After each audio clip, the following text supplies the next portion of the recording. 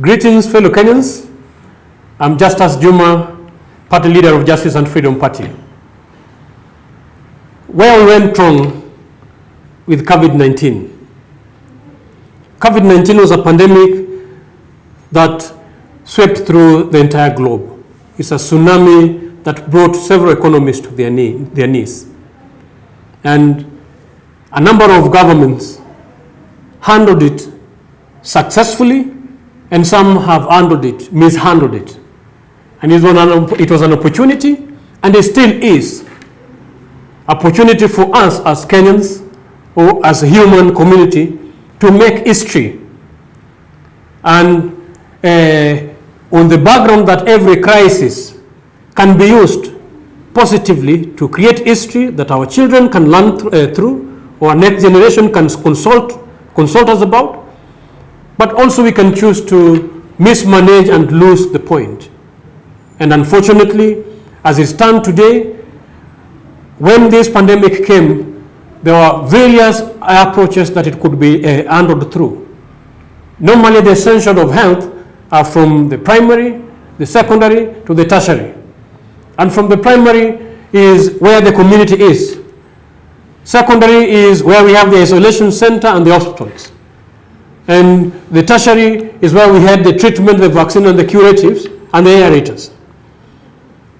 And the most effective health essentials normally are on the primary level, where you prevent, where you equip, where you enable, especially the primary, the public, the community. Unfortunately, our approach has been inverted. The government focused more on the secondary level, where they were focusing on the isolation centers, the hospitals, and they're focusing on the curatives, which they've not even found to date. The world is talking about vaccines. Kenya has not presented anything on the table. And this inverted approach has cost us a lot. If the government could accept and embrace the call of partnership by both the public and the private sectors, then this thing would have been defeated several months past. Because without public participation, the only person who can flatten the gap is the citizen. If the citizen is not involved, then whatever effort that the government is engaging on is all null and void. And these are the things that has bled this thing this far.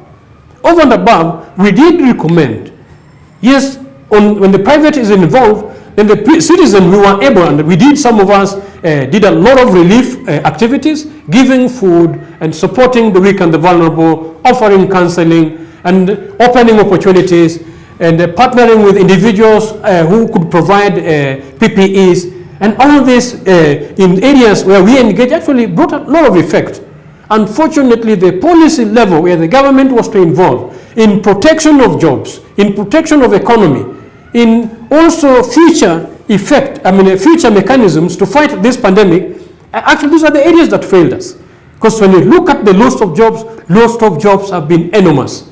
And to date, companies have laid off, and they're still laying off. Whereas the mechanisms which the government could put in place to cushion companies, provide loan holidays, and make sure that these are suitable environment for companies to retain their employees.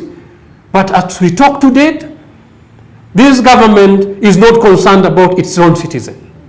It has sacrificed Kenyans. Kenyans have died. Kenyans have lost jobs. Kenyans have been kicked out of their homestead like dogs. And this is not what the government this is not what the citizens should go through when they have a government of the day. And fellow Kenyans, we must remain vigilant. And since we've been on our own, we need to continue on that track and make initiatives and activities that are geared towards protecting us and also advancing us out further. And this is why we're reaching out to you as Justice and Freedom Party, because never again in the next future government that we will form will we have such occurrences. But to get there, we have to collectively come out together and sensitize each other and build up the momentum that shall take this government home. The number of governments who have come with imperial and impunity initiative, which to date, some we've seen, for example, the US, they've sent down all their, the most powerful president. And in Kenya, this is a hope for us that we can send these guys home. So let's take initiatives and collectively take responsibility, even as you wash your hands, as you use your masks. Let's do these things with a hope that come 2022 election, we shall not be under such careless individuals who do not actually sacrifice the citizen at the mercies of their own tumbocracy. And this is very sad. Let's take responsibilities and bring to the table, and Justice and Freedom Party is going to support you to bring leaders who can fill you, leaders who can serve you, leaders who can stand for you, so that we may have a new dawn in this country of Kenya. Thank you.